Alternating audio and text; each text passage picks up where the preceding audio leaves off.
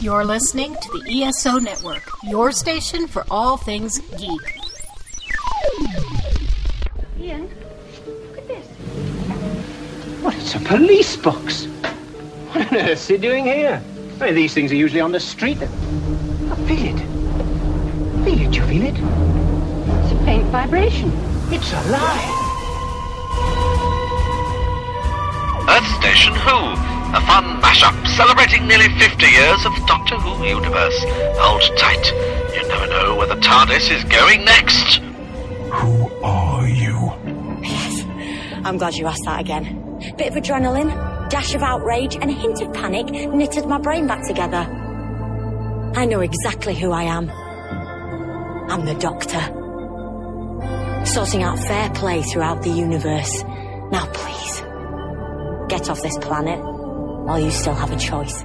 Hey everyone, welcome to Earth Station Who. We are here tonight and we are going to have a really interesting topic to talk about. We are talking about, there's been a lot of talk with the new series of Doctor Who, and it's been interesting because people have been asking, is Jodie Whittaker's run turning into a super feminist Doctor show? So has Chris Chibnall's era secretly been, putting out a feminist agenda, or because there's a female doctor, have men been feeling a little inadequate or such because of it? We're going to talk all about that tonight, and we got a great crew to do that. Of course, returning to the show, my co-hosts. First, let's say hi to Mike Gordon. Howdy. You almost got your voice back, sir. I'm getting there. And of course, Mary Ogle's here. Hi, everybody. It is great to be here. I figured this subject would be right up your alley. It is. I can't wait to talk about this. Yeah, the only thing that would have made it perfect is Hartshorn was here or something. But then we probably wouldn't get a word in edgewise. Well, there's a lot to talk about on this topic. Oh, yes, there is. Yes, there is. We have two guests with us. First, let's welcome Jenn Allen to the show for the first time. Hi, thank you for having me. Hey, Jenn, you want to tell everyone a little bit about yourself?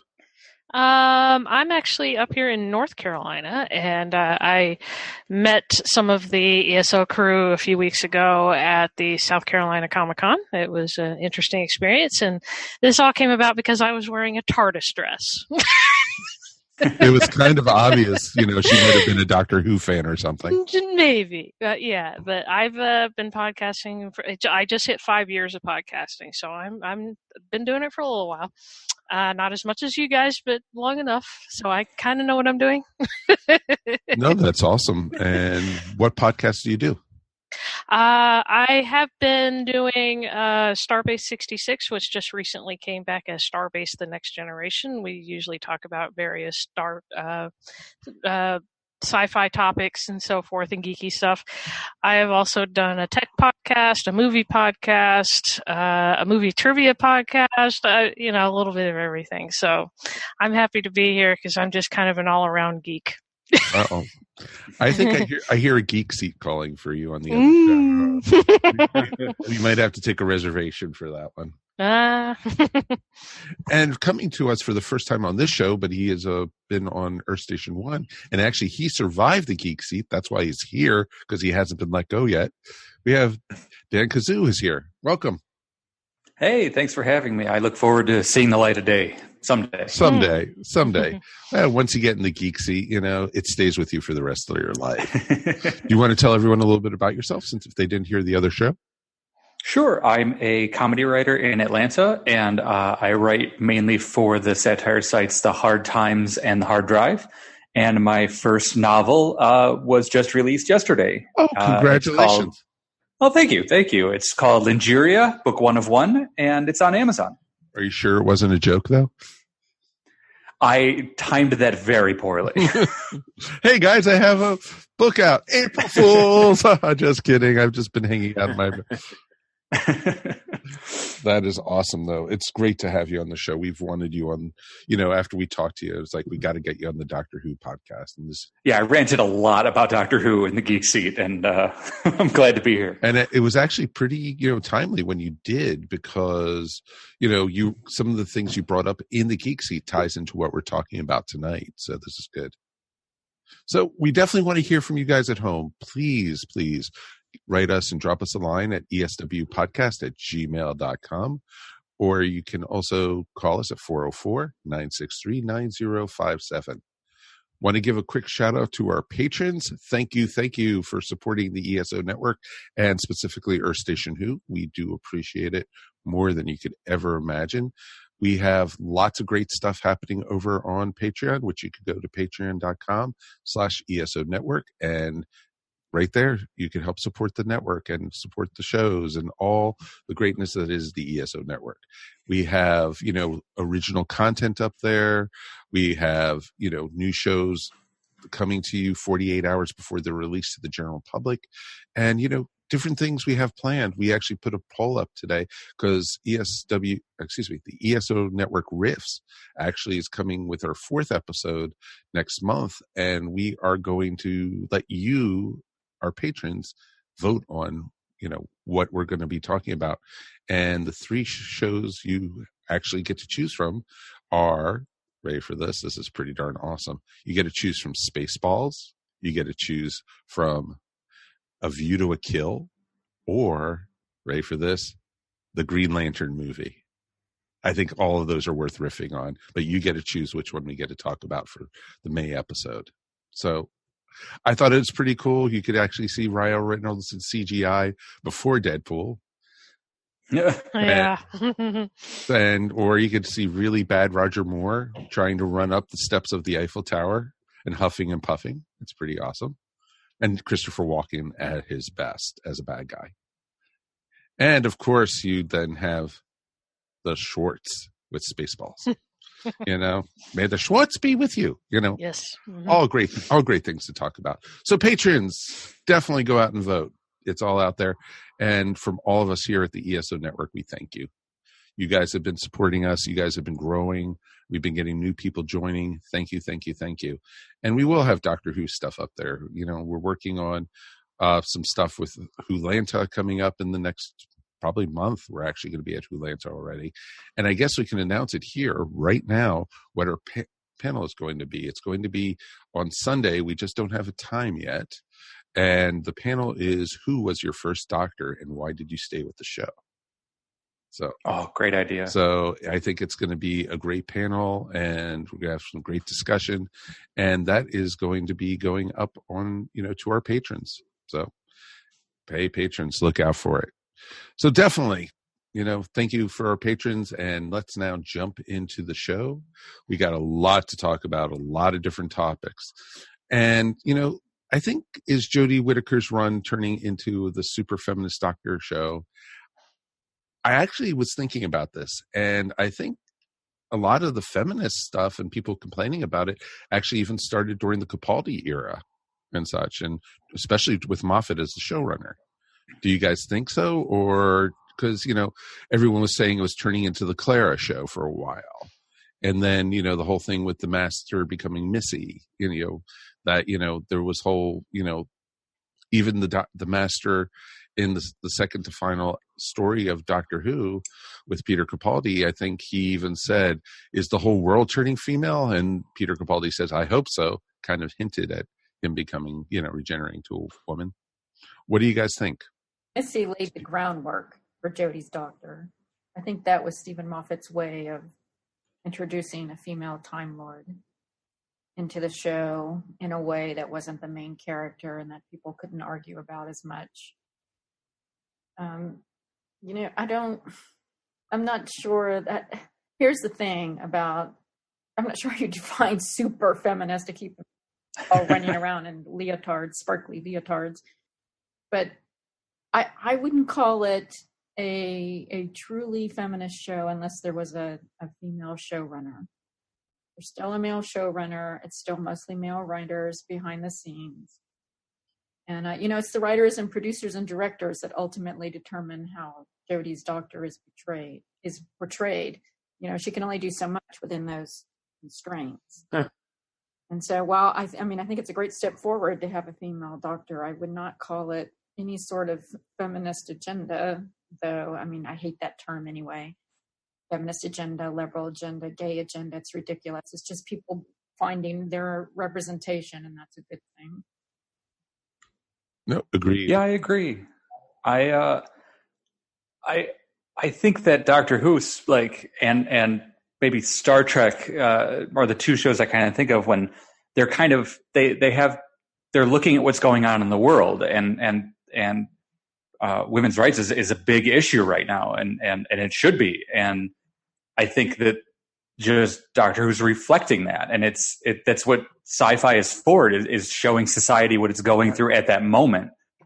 And just by saying we're incorporating more women does not make it a feminist agenda in any way, in my opinion. I think it's just looking at what people are talking about, especially last season. I think it was really talking about minorities and women and just the people who have been so downtrodden for the past forever, finally getting a voice. And the Doctor has always been the voice for those people. Yeah, I actually think they tested the waters by putting Missy on first to see how people would react. I love her. I think she was a great addition to the show. And saying, whoa, wait, the Master is now a woman, and she's actually even more awesome. Sign me up. I agree. Missy was a fantastic character. I was very sorry. I thought she brought a lot of energy to the show that was missing at that time. She really did. Mm-hmm. Yeah. No, true. I thought she was a good yin to Capaldi's yang. No pun intended. I wasn't trying to go there. I honestly was not. But I thought they were perfect. It felt more like, the Master and the Doctor felt more like you went back to the Pertwee era, with the Master and the Doctor. You had, them sometimes fighting towards the same side, towards something, and then the Master betraying at the end, of course. And Missy did that perfectly a lot. Yeah, well, I mean, Missy was the Doctor's equal. I mean, that's the difference there. She wasn't a companion. She wasn't in the Doctor's shadow. She was his equal. I think we kind of had the beginnings of that with River Song, sort of, but it became much more fully realized with Missy. And I think she was a very welcome addition. I agree completely. I thought, Michelle Gomez played Missy so well and captured a lot of the different essences of the Master and made it her own. And that was great. And, Moffat, right from even the Doctor's wife, was introducing and saying, that Time Lords could be either sex and they regenerate that way. And it was, he was hinting at it the whole time. So groundwork started way before even, I was saying earlier. Yeah, it's interesting that you point that out, though, because, I mean, from so many, feminists, we heard complaints about Moffat's time, about how he wasn't treating women characters very well. And so it's kind of weird hearing the flip side of it now, which I think is a lot more of a balance than a lot of people want to give him credit to. I think there are some mistakes made, and then there was some progress made as well. So I think there was a pretty good, balance there as far as that goes. Not that there was a good thing that there were mistakes, but you know what I mean. I don't see it as one-sided, as a lot of people do. But it was clear that at the end of Moffat's era, there was going to be some big changes, some big changes.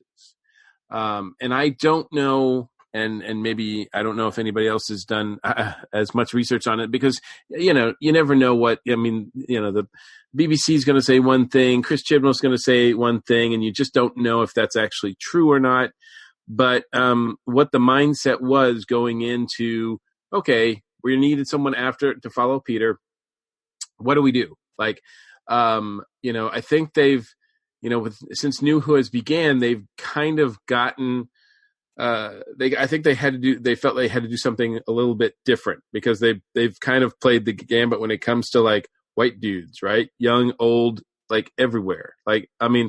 And unless somebody was really outstanding, I think they were well, let's make a concerted effort, not just to put a woman there, but to put to make the cast more diverse, because there definitely seems to be that incentive or that in play for this season. That the casting all around seems to be much more diverse than anything we've ever had in Doctor Who. That's true, and yet we have the problem of Graham. Yeah, that's the ironic thing is that anybody complaining about like Chris Chibnall's feminist agenda probably hasn't. I don't even know if Chris notices this, or maybe they just didn't really notice. But I mean, the fact that they have done a lot with diversity and a lot with women's empowerment by making the Doctor a woman, they undermined it all with Graham this whole season, at least in my view. They undermined it with Graham and how much attention that he had as well, because he wasn't necessary to anything really. Oh, I mean, he's a great guy, and don't get me wrong, I love Bradley as an actor. He's wonderful, but I think a lot of times he overshadowed everybody else, and the writers obviously loved him too, and that was a problem because the other characters didn't have anything to do. Right, and actually, I was like, Yaz is so wasted through most of the season, and same with Ryan. Though Ryan has a little bit of growth, yeah, because you remember he starts off, he can't even ride a bike properly, the poor kid, and by the end of this series, he's gotten a little bit of courage. Granted, part of it was talking to his father, but I think of the three, he had the most growth. It wasn't a lot, but it was more than the other two. No, agreed with that. And we've talked about that a few times this last season. It basically became Graham and the Doctor and her companions. Even if you take one of the most, what a lot of people feel are the most powerful episode of the season, which was the Rosa Parks episode. God, I can't remember the name of it. Rosa? Thank you. All right. Well, the reason that final scene is so powerful, in addition to the fact that they flood us with this music, visually, the reason why that scene is so powerful is because they don't even trust us to to have the moment to just look at the moment the way it is. No, we have to see it through the guilt of a white man's eyes. Mm. And that makes it it's almost like that adds to it and adds more, I don't want to say legitimacy, but it adds that moment has to be there.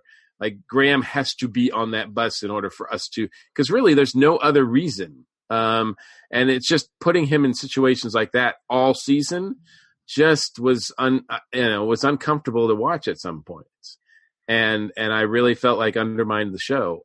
That and the fact that, and I said this many times during the season, Chibnall's decision to have the Doctor, to not have recurring characters from previous seasons, not have recurring races from the 50 plus years of the history of Doctor Who, I think hurt the Doctor and made her look weak. Like, we're used to the Doctor being the smartest person in the room, and suddenly she doesn't seem to know everything that's going on. She has as many questions as anybody else, and I think that made her character, her Doctor, less of a figure than an imposing figure than some. No, I agree completely, because they didn't even blame it like, it was regeneration, amnesia, or something like that. They just they dumbed her down in some places. Yeah, I actually made some notes before, and I put down that she has, first off, she tends to not have the backbone that some of the previous Doctors had, especially Capaldi. Good call, and she man. has. Yes. She also is kind of. I don't think they really know what to do with her yet, because she's kind of an amalgamation of previous Doctors. Have you noticed that? She kind of goes from personality to personality of her previous incarnations. Oh, various times. Give it. I would like to. I think I agree with you, but I'd like to hear some examples if you've got some. Gosh, because it's been a few weeks since I've watched. No, I'm sorry. You said you had notes. Well, so I figured a little bit. Well, okay, like she goes from the kind of goofy Matt Smith to the kind of grumpy Capaldi, back and forth, and occasionally she gets into a little bit of Tennant, and then a little bit of mostly the newer Doctors, obviously, because that's what most people know. She kind of takes on personality traits of them as she goes along, but she doesn't really have her own thing yet. And I realize it's the first series with her in it, but I just think they haven't really nailed down this is Jodie Whittaker's Doctor. To be fair, that does often happen with any Doctor's first season. That's true. Yeah, but I will say that to me, she often felt like a background character in her own story. That too. Exactly. It always felt like she was a background character compared to Graham. And you had a very ethnic TARDIS.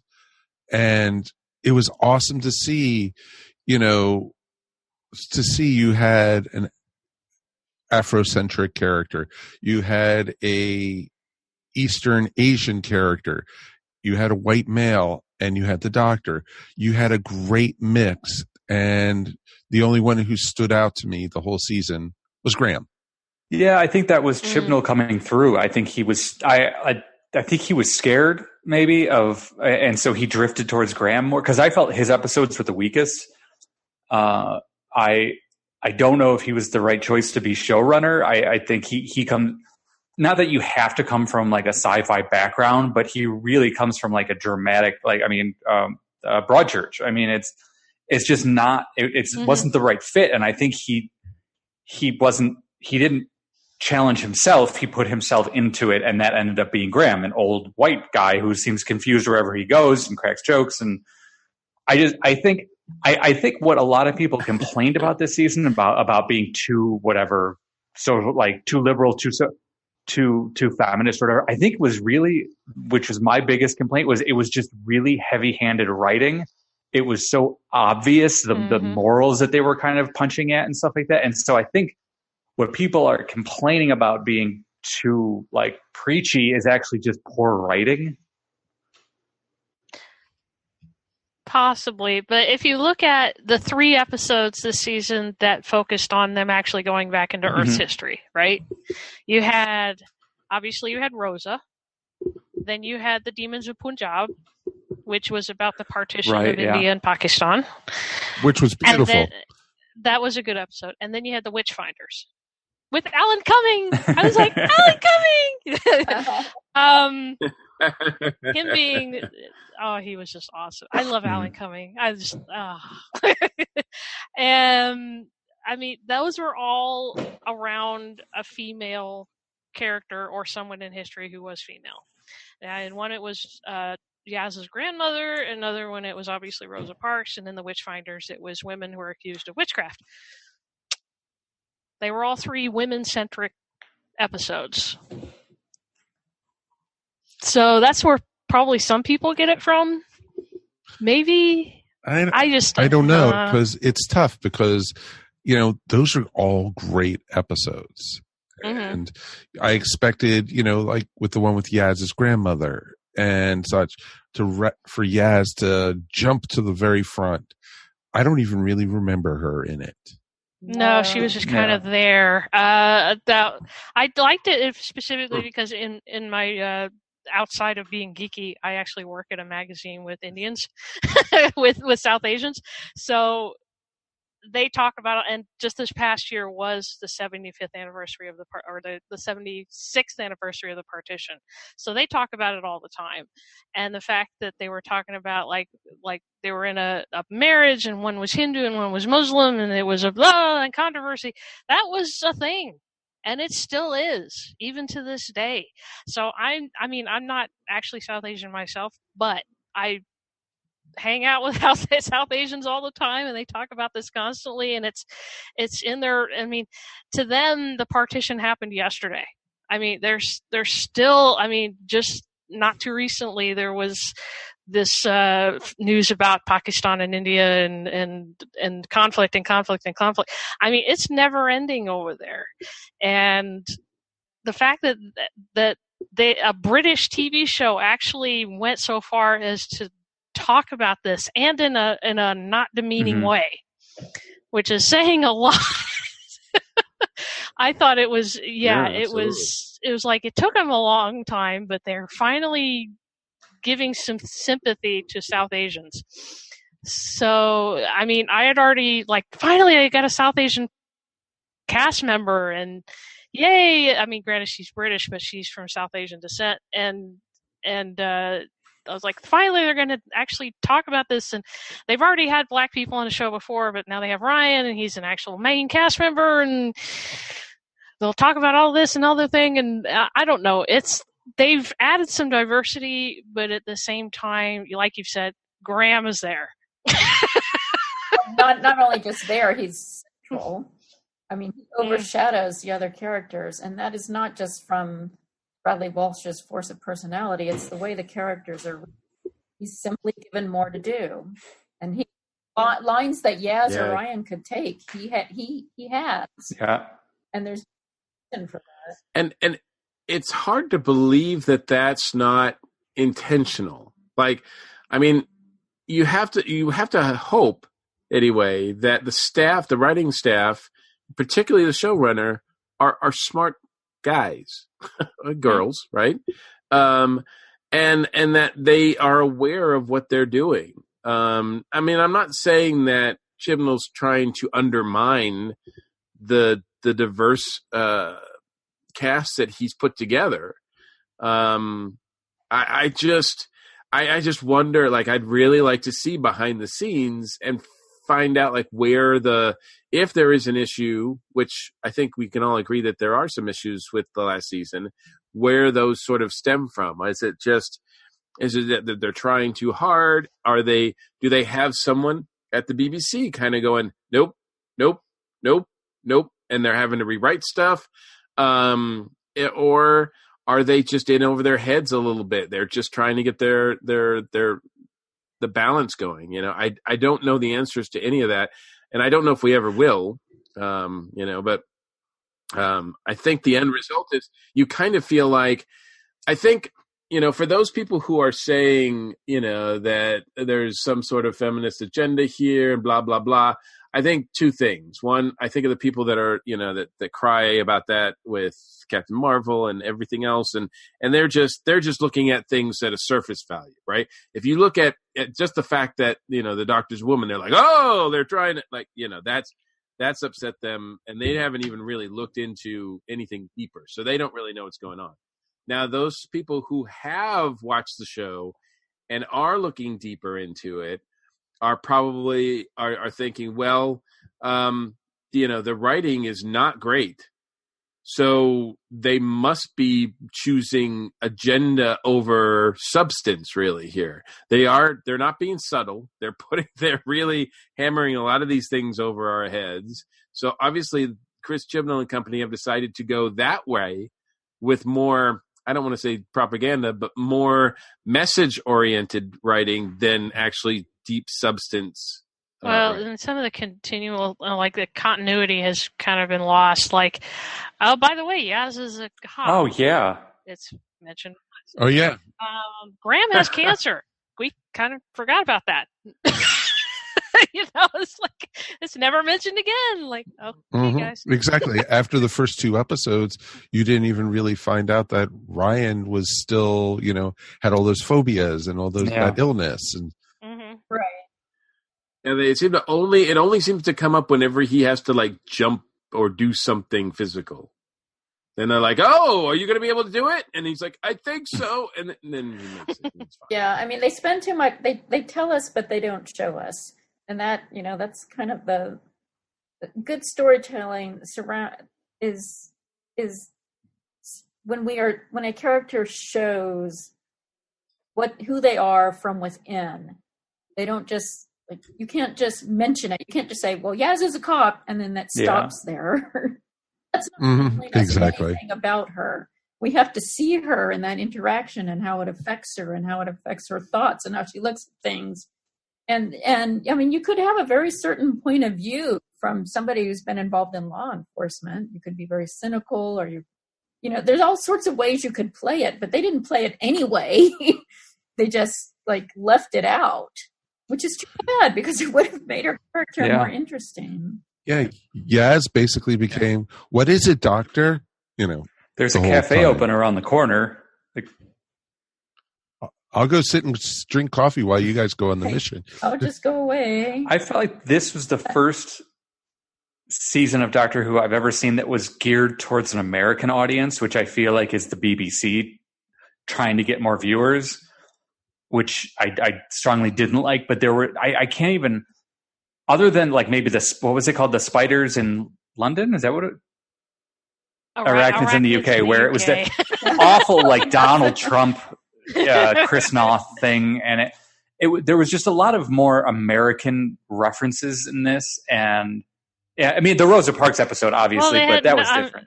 Yeah, well, they had Noth in it, who's an American actor. That was number one. But doing a British accent, but pretending to be Trump, like a hotel, it made no anyway. But yeah, I really felt like they were pushing.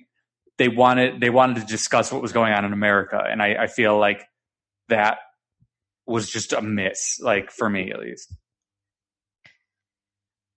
Yeah, well, I noticed in a couple of the episodes, that one being one of them, that the villains are not really villains; they're just misunderstood, or they're just characters. Did you actually catch that? Like the Arachnids were just a victim of circumstance. What was it? What are they called? The things in the ship. The little thing in the ship. The ting. Yeah. Was that what it's called? I can't remember. The little thing that was eating the ship. I don't remember what it was called. Yeah. Lane. Well, exactly. And if you remember, when people were saying, "Oh, it's such a female thing," the Doctor never finished any of the bad guys. She let them all go, and it was just like, "Oh, don't even go there." Well, that, like I said, with the misunderstood thing, it's like they're not really evil. You just don't understand them properly. Like that's a very female thing. Mm-hmm. Exactly. Well, I feel like the Doctor always, like in previous seasons, has always asked, like, why are you here? Like he's never a shoot first. He or she. I'm sorry, I'm still using. But the Doctor never used sexism. Never, like, always wanted to find out because there. But I think you're right. I think this season did use it a little excessively.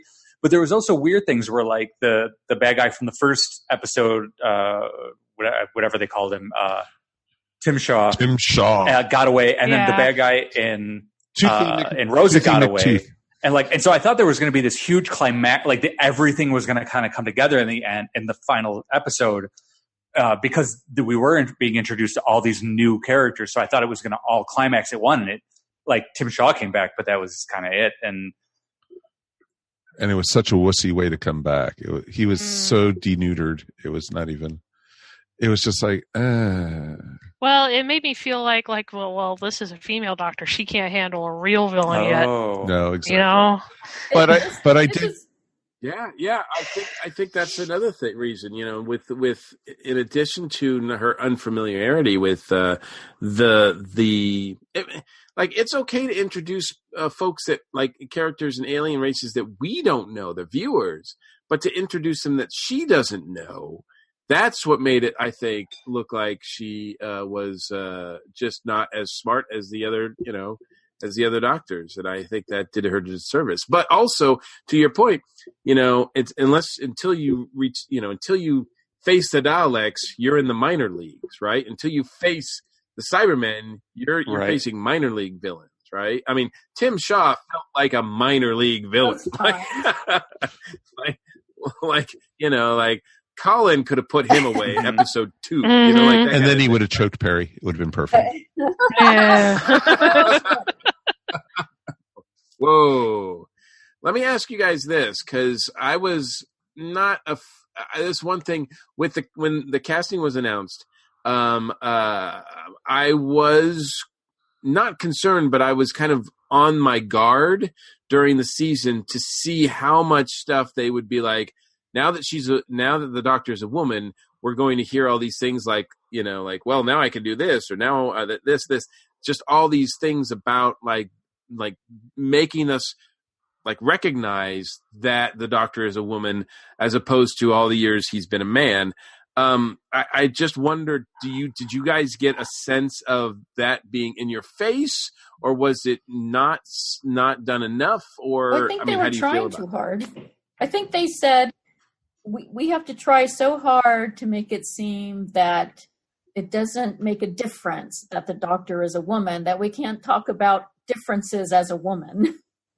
Well, I think partly, to me, it felt like that's why they didn't bring back anyone from previous seasons, like, any old companions, anyone from Unit, anyone, like that, because they didn't want to, Doctor, you're a woman now, and start making a big deal of it.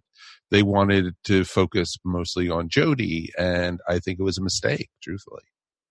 Yeah, if anything, I think her and Missy would get along pretty well. Yeah. Heck, I want to see her and I want to see her in River Song. Yeah. Oh yeah. Oh, that's going to be confusing. I think No, was it awesome. isn't. I personally liked the hard restart. At least the attempt to do it. I think it was kind of just because I actually loved Capaldi's Doctor, but I just towards the end I was like, I felt like things were kind of being not recycled, but just like it just didn't feel fresh anymore. And I felt like a hard restart was a really good idea. If they executed it correctly, I don't think they did. No. Actually, I will say Clara started to piss me off. Want to be called sexist again? Yes, I agree.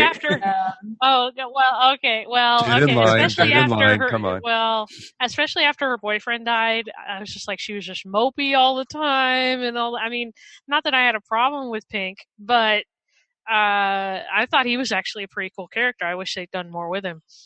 But it was just but she needs to give him up so she can be a real companion. Like, whatever. Yeah, she became a very annoying character. Yeah, and then Bill came along, and Bill was pretty good. I liked Bill. I liked Bill a lot, but they didn't give her enough to do. No, they didn't, unfortunately. Yeah, she was only there for one season, so... Yeah, and they sent her off with Water Girl, so... Yeah, she got her happy ever after, sort of. Mm-hmm, exactly. I've been thinking about this a lot, and I think my biggest problem with Jodie's Doctor, and it's not Jodie Whittaker, who I think was fantastic, but the way it was written, and I wish I knew whether she was told to do this or whether it just happened through the writing, but it just felt throughout the whole series until maybe the final episode, the New Year's episode, that she was holding back or being held back. And this is something women do a lot in real life. They hide their intellect. They hide their wit. They feel like they can't be themselves. And sometimes they can't be themselves in order to survive. That's how bad it is sometimes. So to see this, I was very excited to see a female Doctor, but to see it being portrayed in this way, where it didn't feel like she could really come into her own and find her strength and be the sort of heroine that the Doctor could be, was very disappointing. I felt it started to change a little bit in the New Year's episode, and I hope it continues along that way in the next series. But I felt a lot that the New Year's special was a definitely good jump in the right direction. Mm-hmm. Yeah, I do agree. I do feel that I don't think they meant to undermine her, the character, because it was now a woman. I do feel they meant to lessen the power and the intellect a bit, just to make. But in the first episode, she builds a sonic screwdriver, and that's where I thought they were going. I'm like, oh, she's going to be the builder, and that's what I thought was an amazing idea, to make the woman the builder, which I just loved that idea, and then it just died. Nothing else seems to come of that, and that's the continuing thing with this season is just like we were just talking about. Things just evaporate. There's no cohesion through character. Mm-hmm. Sorry. Yeah, things that they started with. Sorry, no. Well, yeah, they started with some ideas, and then I think after the pilot, they just kind of dropped it. There's a part in the pilot, and both me and my wife, when we watched it, we're like, when the TARDIS doesn't appear and she's like, I'm sorry, I failed you, is one of the most like the vulnerability. I kind of get they're kind of maybe trying to go for a new character idea, but for the Doctor to give up and to it just didn't make any sense. Like, and it really just confounded, like to have her be like, I failed you and I'm giving up. Like that's never what the Doctor does. But then my wife thought of the idea is you like the Doctor needs the TARDIS and it was kind of a relationship thing that I think they were going for, but I still just did not like that part. Mm-hmm. Actually, when I saw the pilot, I already knew obviously that Graham was going to be one of the companions, but I was just like, can Grace go with him? She's cooler. I think if Grace had gone with them instead of Graham, it would have been a better series. I feel like I agree. Mm-hmm. Yes, but then you would have been miserable because you would have been pining for the man. Didn't have to though. They don't have to write her that way. Well, I'm just saying, if you did a flip, and it would, if everything else remained equal, and all you did was flip those two, then it would have been kind of annoying. One of the things that was way, awesome about Jodie's Doctor is they made her asexual again. That basically she wasn't into men, she wasn't into women, she was the Doctor. And that's the way, if you look at the old series of Doctor Who, that's the way the Doctor always was. And I felt like you got that a lot with this Doctor, and you didn't have a companion pining after the Doctor or googly-eyed after it or rebounding after, Oh, yeah. And it was just awesome. And that was one of the things I loved about it. But, I just think we needed better stories and more pointed towards and remembering the history of Doctor Who too. I feel like Graham was put in, not to go back to Graham, I know we're trying to move forward, but like as a symbol of like the old Doctor Who fans that were upset. And they're like, no, see, you can like a female Doctor Who. Graham does. Graham's understanding. Graham loves like of old white men who have no feelings. And I feel like that's why they thought to put him in as to help like ease older Doctor Who fans into it. But then they're like, oh, he's funny. Let's give him all the lines. And again, they dropped it. Yeah, well, the companions have always been like us looking into the world of the Doctor. That's always been them, no matter who it was. Even if they were like with some of the Doctors, like Capaldi, he had aliens with him. But I think, you're right. Graham was like the old Doctor Who fans from the original, the original run, who are like, oh God, we now have a female Doctor. And they're watching it anyway because of continuity or whatever. And Graham is there to basically be the personification of them. and like, well, see, like you said, like, well, Graham likes her. You should like her because Graham likes her. That would have been okay if Graham didn't become the central character. They went overboard. And you can't, it started to feel like pandering. A little bit. No reason to do that because Jodie Whittaker as an actress is quite capable of standing on her own. Mm-hmm. They do not need to keep segueing into another character. Not to mention the fact that he also overshadowed the other two companions, so we hardly got to know them at all. But the writing is very interesting. Yeah, I think they also right. I think they also could have made them be a little bit more dramatic. Like there's a little bit more drama between them. I thought that they all. I mean, I don't expect them to fight like cats and dogs or anything, because the Doctor wouldn't be like, "Yeah, no, you're not going to be on this TARDIS for long." But I think that there should have been some dramatic differences between them. Well, they sort of tried to do that with Graham and Ryan, but then it just became annoying. Yeah, it was. Yeah, it wasn't really anything that was very serious. I really liked the mirror episode. I can't remember what it was called. I think a lot of people actually didn't like that one, but I actually thought it was one of my favorites of the season. That was the one in Norway, wasn't it? And Okay. Oh, the one with the father that was dumping the daughter. So he exactly, could go with the wife that felt like the good time. tightest and most Doctor Who episode because it had like a sci-fi element, and the Doctor Who trying to figure out what's going on, and it also brought back the wife, so that was wonderful to see her again. But I actually liked Graham and I'm sorry, I'm blanking. His Grace? Not Grace, Grace. her grandson, who was the companion.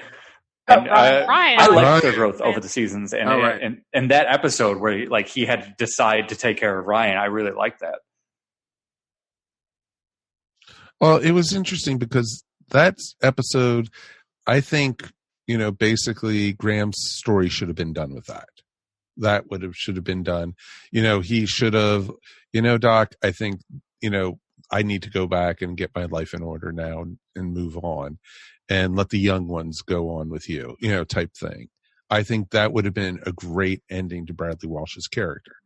But I think for some reason they kept him in because they wanted to see him have his revenge against Tim Shaw, which never happened. He basically Doctor Who'd out, I'm better than that. I don't do that kind of thing, and it was just, I don't know. I don't ever want to see any character from this season again. I'd like to see them get a fresh start, in all truth. Including the Doctor, or are you talking about? No, villains and side characters and stuff. No, keep the, maybe have it, something like maybe the Doctor takes, Ryan and I forget the girl's name again. Yaz. Yaz, poor old Yaz. Take them and, maybe every couple episodes, Graham comes on a mission or something. Just, do it that way. And, maybe have a unit story, maybe have a Cybermen story, maybe have, the Ice Warriors or something, but, or maybe even bring back, Madame Vastra or something and Jenny, I think that would be a kind of cool throwback. You haven't seen them since the first Capaldi story when he regenerated. Right. I keep thinking of, they should make, you remember Donna's granddad? Oh, make him Will. that. Oh, Will. Yes. Make him just show up, a recurring character. Yeah. And he keeps going, it's aliens. It's always aliens. Or make him be like Jackie was, from the, the David Tennant's first season, and have her come on a couple missions every once in a while. But, let's focus. The TARDIS is too crowded right now. And I think, and I don't even want to start about how awful the design of the TARDIS is. We talked about that last season already. So, it's just, they need stronger stories, better writing. And I think people will get over and forget that the Doctor's a woman. The Doctor's the Doctor.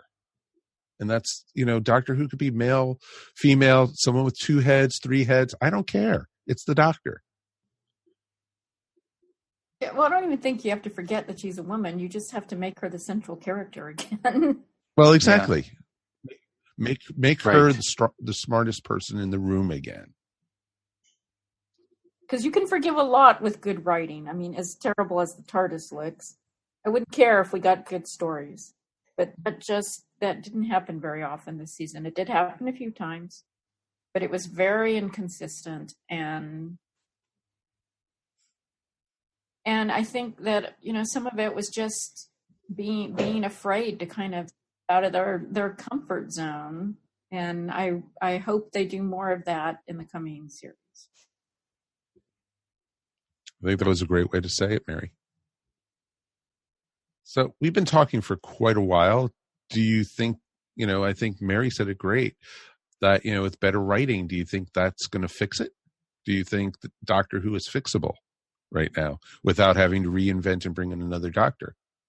Oh, yeah.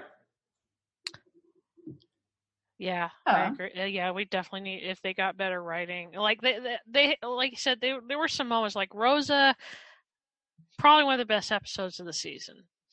It's my favorite for sure. But even that had some flaws in it. So yeah, it was I think because they tried, but I don't think they really know what they're doing yet with the character and the companions and everything else just yet. So I think, like we've seen before with other doctors on their first, series, they just need to find their footing. Yeah, and making us wait an entire year, I think, is an awful mistake. And I do you know why they're doing that? Does anybody know? Not really. I mean, I've heard rumors here and there, but I don't know if anybody really knows. No, because they're filming right now. They could actually put it out in the fall, but I don't know if they don't want to compete with certain shows that are coming out in the fall. So they figured, let's wait till next spring. Will Game of Thrones be over by then? Yeah, I think one of the official things said that reasons was that it just requires so much post-production. Yeah, because the reason why this was a shorter season is because it had more production value.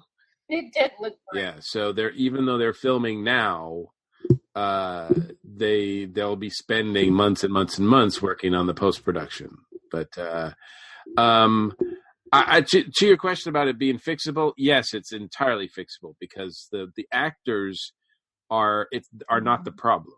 So it's what they have to do that's the problem. So I think if you change that, and it doesn't have to be like a radical change. I mean, I think it's pretty. It just needs better writing, more in depth, more attention to the other two companions. And I think, and I don't know if they've been doing this on purpose. I have to believe that in some ways they are, but I've noticed that most of the promo images that we've seen, Jodie and Yaz are almost included in every one of them. Whether it was for Red Nose Day or some of the other outside shots where they were kind of horsing around.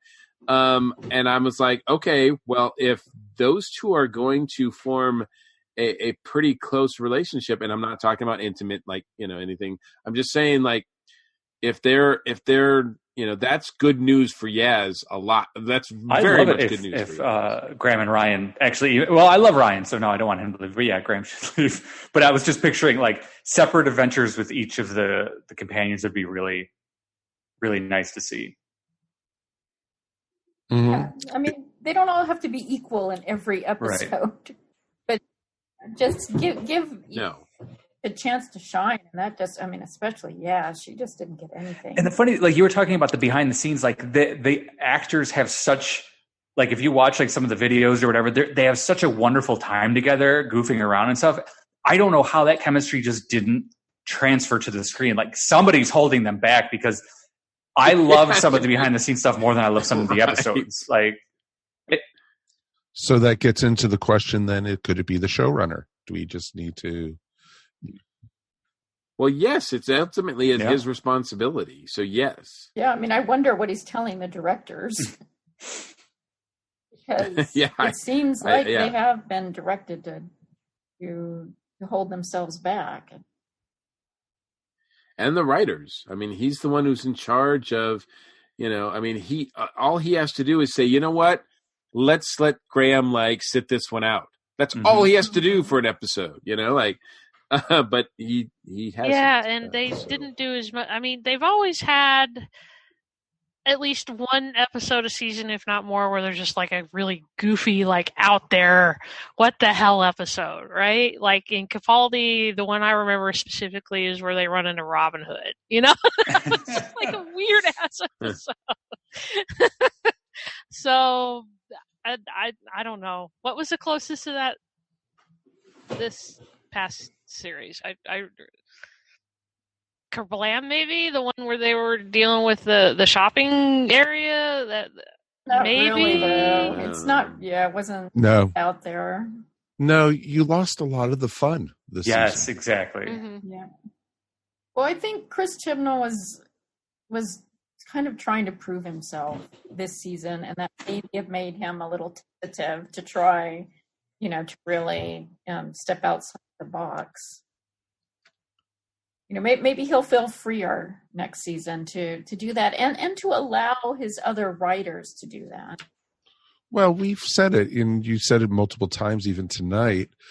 The doctors and the actors and the showrunners a lot of times are trying to find their footing the first season. And, you know, a lot of times I'm hoping, you know, we all loved the New Year's special. We're hoping, you know, that maybe that's an indication of what's to come. Yeah, that's the righting of the ship is starting, you know.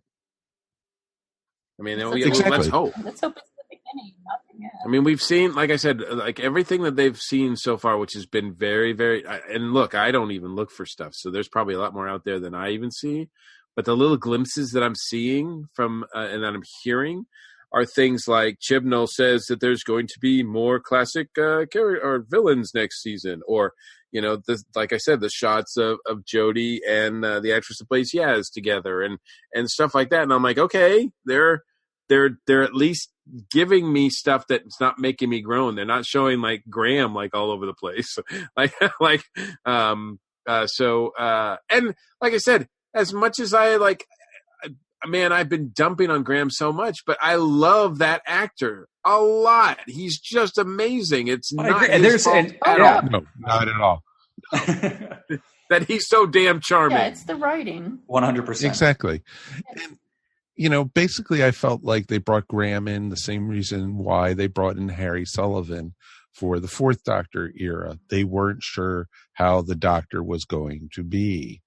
And, you know, they didn't know what Tom was going to be, so they didn't know if they would need a strong guy, you know, a male presence and such to, you know, I'll do all the athletic stuff. And Tom Baker knocked it out of the ballpark. Well, that's not what but Graham was the familiar, the white character, the white male, and that people are used to seeing with the Doctor. And they never gave Jodie the time to shine where she should have been. Yeah, she should be. That's why I was saying throughout the whole season, I'm waiting for my Doctor moment with her. And even though I had glimpses of it in the season, I still don't have a Doctor moment with her. Not where she's confidently just out there as the Doctor, where I'm like, damn, like that's what even I in Incredible actress. You know, she has a lot of range. There's no reason why there shouldn't have been many of those moments. She's going back. Yeah, absolutely. She would have glimpses of it, Mike. I know when we talked about it when we were reviewing the season and the episodes. You know, I mean, you mentioned in that very first episode where she says, "Like, I'm the Doctor." You're like, that was enough for you. It just didn't ring true to me as you know that at that point. You know, in that Kablam episode, she does start to get like going onto the folks that are running the factory, but yet she backs off and doesn't really have that control that we've seen from some of the other performances of the Doctor. Like we just saw a William Hartnell story in which this big machine, this big bad machine, is coming at the whole like military. And they all back up, and the Doctor takes a step forward towards it. Like, that's a Doctor moment. Like, I want Jodie to have one of those. I want her to step up like that. And like I said, I'm not blaming her. I want the writers to give that to her because I know she's capable of it. And when she has moments like that, we will fall in love with this show, and we will fall in love with her as one of the best. I just watched Resolution before we started recording, and there's the part where she stands up to the Dalek, but it's this weird, like, she's like, me and my friends will protect, like, there's always, usually before it was like, I'm the Doctor, I protect the Earth. And her, it's like me, and my friends. Like, there's this neediness in this Doctor that is really weird, like, the will you be my best friends, like, that she needs them, and the loneliness of the old Doctors where the part of being the Doctor was that you were going to be lonely because you can't have these people in your life. Well, to be fair, they kind of were going that direction. I'm glad they stopped it with the 10th Doctor and Rose, because it was kind of like they needed each other to a degree. True. And then they finally took her out of the picture, and I actually felt it got better after they got rid of Rose, even though I love Rose. I love Billie Piper so much, but she was getting to the point where I was like, God, just no. So we should dump Graham in an alternate dimension. That's what we're all agreeing on tonight. Graham's going to space. with the doctor's other hand and Andrew. Oh God! Oh, we were having such a good time 2 minutes ago. Wow. poor Bradley. Okay, kids. I think we've gone through this a bit. I think we, strayed a little bit from the main topic, but I think we touched on it enough. And I think if they right the ship, I think, good things are ahead for Doctor Who. I just, you're always going to have these fanboys who are not happy that the Doctor isn't male. The same way you have fangirls who want Tennant back as the Doctor still. The same way you have people who are saying, oh, this isn't the old series, I'm not going to watch it. You always have those people. Well, there's a big difference between the two, and we're not going to get into it now. But if the only reason you don't like this Doctor is because she's a woman, you don't understand Doctor Who. You don't understand the idea of Doctor Who and the theme behind it. Exactly. Right. Doctor Who is about change. Right. That's the one constant on the show. The only thing that stays the same is the police box. And even that's changed. Yeah, over and the even years, folks. we didn't even have it for a season. So hey, Bessie.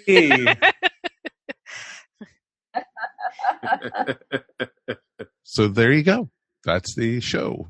Thank you, everybody, for joining us tonight.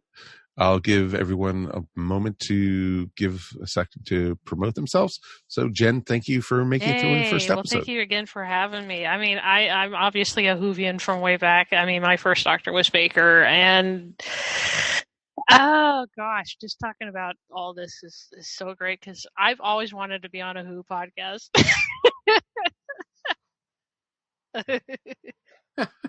Well, cool. It kind of gave us the hint wearing the Doctor Who outfit we saw you in. Yeah, it's my TARDIS dress. It was awesome. That's all it takes, people. Just approach us in a TARDIS dress, and yes, you too can be on Earth Station. Do I have to wear a TARDIS dress? Or... That's how I got on. Hey. We'll talk. We will talk. All right. And Jen, how can people find you? Right now I am also on, as I said, Starbase: The Next Generation. You can find it on iTunes, and I think the website is now up, but I don't have the address at the moment. Just look up Starbase: The Next Generation or Starbase TNG. It was originally Starbase 66, and as I said, that is a general science fiction podcast. We talk about everything from comic books to Star Trek to Star Wars to lots of things. Actually, our last episode over there, we talked about the kind of related to this, the positives of fans affecting sci-fi properties. Yeah, that's cool. So definitely we'll give it a listen. Mm-hmm. And we'll have a link up on our show notes, folks, so you definitely be able to find her. And Dan, you made it through another one, sir. Now you'll let me out? We're still not letting you out of the chair. Food at least? No. Nope. No. You could try to find JD somewhere on the station. He might give you a scrap or two. But yes, how can people find you, sir? Find me on the social medias at K0ZUH on Instagram and Twitter. That is awesome. And thank you once again to my co-hosts. Mary, thank you so much. Oh, thank you. I want to say I still, despite all the flaws, I still think this is a great step forward. Representation matters. If you can't see yourself in your culture's stories, then you're an outsider in your own life. And and that's devastating. Those kind of restrictions hurt everyone, both the oppressed and the oppressor, because it means we're all missing out on hearing other voices and getting to know them and learning from them and growing. And so I applaud Doctor Who for taking this step, and I hope that they don't stop here. I hope they keep going. because I think the potential is enormous, especially with Jodie Whittaker in the lead. So I'm remaining optimistic and really looking forward to the next series. Here. I agree completely with that. That's awesome. And Mr. Mike Gordon. As always, it's my sir. pleasure. It's been great talking to all of you guys and gals. And, it basically comes down to you at home. What are your guys' thoughts? Did you guys, did we make the points? Did we miss anything? Please write us. We definitely want to hear from you. eswpodcast@gmail.com. We'll be coming back to you again in 2 weeks when we're going to be looking at some Big Finish. That's right, kids. We are going to be looking at the new Big Finish all-female episode. We're looking at the 8th of March. It's going to be awesome, and we're going to be reviewing it. So it should be, interesting. We always have fun when we talk about Big Finish. So until then, my name is Mike Faber. It's been my pleasure to talk to you, and we'll see you next time here on Earth Station Who. Peace. And we're done. Boom. You have been listening to Earth Station Who, a bi-weekly pop culture podcast dedicated to all things Doctor Who, featuring talent from across the universe. All topics on the show are the sole opinions of the individual and are used for entertainment value alone. You subscribe to our podcast up on iTunes, Stitcher, or follow our blog at www.esopodcast.com. You can also follow us up on Facebook, Twitter, or Google+. If you enjoyed the show, please leave feedback up on iTunes.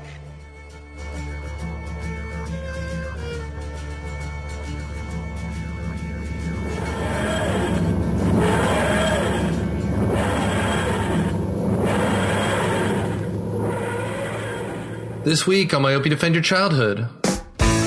Myopia Defend Your Childhood is so named because I believe we are short-sighted on the things we watched as kids. So every week we watch a movie that one of the panelists grew up watching and see if they hold up, from comedy to cartoons or to action. And for this season, the last Thursday of each month, we're doing a TV show in our Myopia Mornings segments. We watch Saturday morning cartoons and afternoon classics. So find us on iTunes, Stitcher, or wherever you get your podcasts. How will you stand when we put your past on trial? Myopia Defend Your Childhood is a member of the ESO Network and produced by Dude Letter Podcasting. This has been a broadcast of the ESO Network. Be part of the crew and help support our shows by donating to our ESO Patreon or by shopping through Amazon.com or the TeePublic store, which can all be found at www.esonetwork.com. The ESO Network, your station for all things geek.